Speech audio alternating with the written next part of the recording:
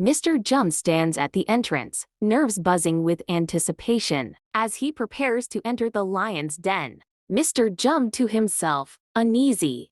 What am I getting myself into? With a deep breath, Mr. Jum follows the house assistant into the lavish interior of the mansion, his footsteps echoing in the cavernous halls. As Mr. Jum is escorted to the private reception area on the 4th floor, he can't help but marvel at the extravagance surrounding him. Gold-plated furnishings and ornate decorations exude an air of wealth and power. Mr. Jum astonished. This is incredible. His eyes interrupted by the ringing of a phone in the room.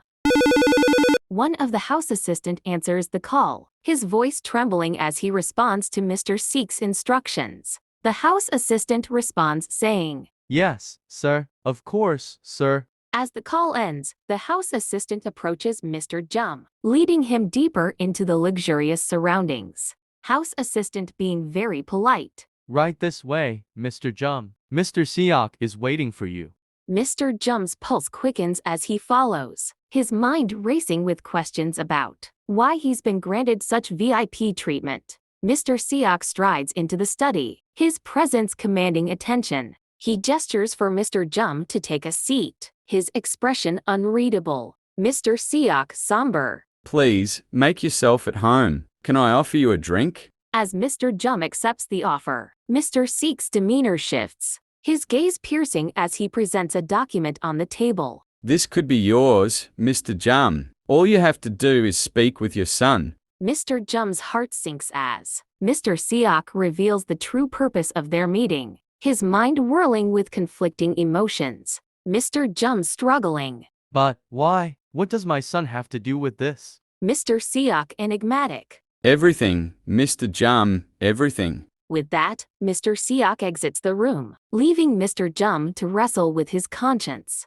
Mr. Jum sitting in his car, the weight of Mr. Seok's proposition bearing down on him like a heavy burden. His hands grip the steering wheel tightly, Mr. Jum muttering to himself. Why am I in this fix? Am I willing to manipulate my son's life for my own gain? His inner turmoil palpable, Mr. Jum's mind races with conflicting thoughts as he wrestles with his conscience. Mr. Jum driving home, the road stretching out before him like an uncertain path. Each passing mile only deepens the abyss of his dilemma, casting a shadow over his once clear conscience. Was Mr. Jum swayed by Mr. Seok's proposal to persuade his son Alex into marrying Mr. Seok's daughter, Sandra? Kindly like, comment, share, and subscribe as the next chapter unfolds.